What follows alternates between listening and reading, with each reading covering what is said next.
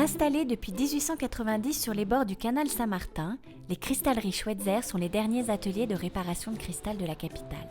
Propriété dans les années 30 de Pierre Nicolas, le célèbre caviste, la cristallerie a été reprise quelques années plus tard par son gendre, Albert Schweitzer. Tailleur sur cristal de profession et alsacien comme son homonyme, le célèbre docteur, Albert Schweitzer a écrit les plus belles pages de l'histoire de la maison.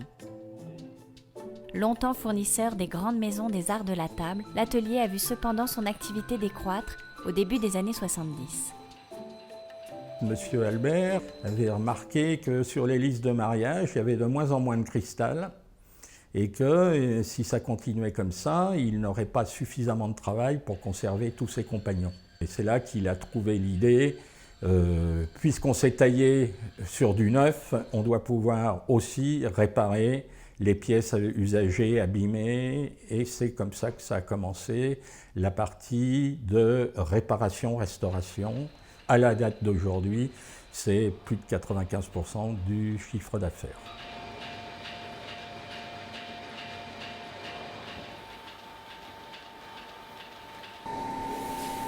Alors là, j'ai mis le travail qu'on va faire aujourd'hui. Ok. J'ai sorti ça. Il y a des petites attaches à faire sur le haut. Ça, c'est le modèle, ça, c'est la cassée. D'accord. La journée type à l'atelier va commencer par prévoir les pièces à faire sur la journée.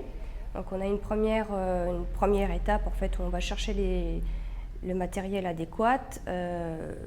Et moi, enfin ma collègue comme moi, on va commencer une pièce, on va la terminer jusqu'au bout. On ne va pas s'amuser à se la passer l'une à l'autre, on fait notre pièce de A à Z.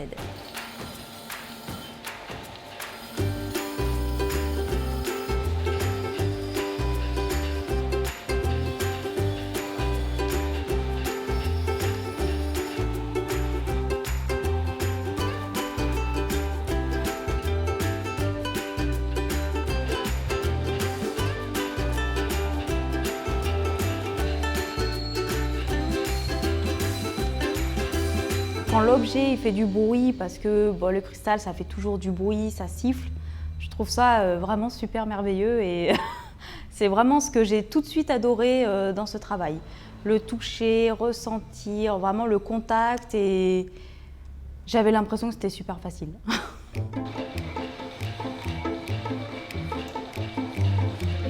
Bonjour madame.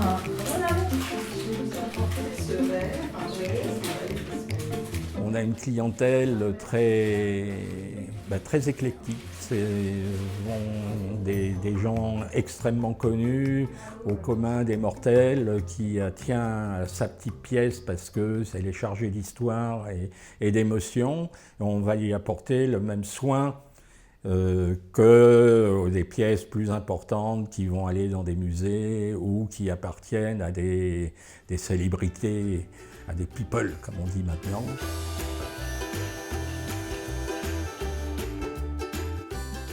On prend beaucoup de bonheur à rendre la pièce au client puisque, en général, quand les clients arrivent ici et qu'ils nous montrent leurs pièces parfois complètement détruites et que c'est quelque chose vraiment à laquelle ils tiennent, quand on le rend dans un aspect réparé, propre et joli, il nous est déjà arrivé d'avoir des clients avec les larmes aux yeux. C'est vrai.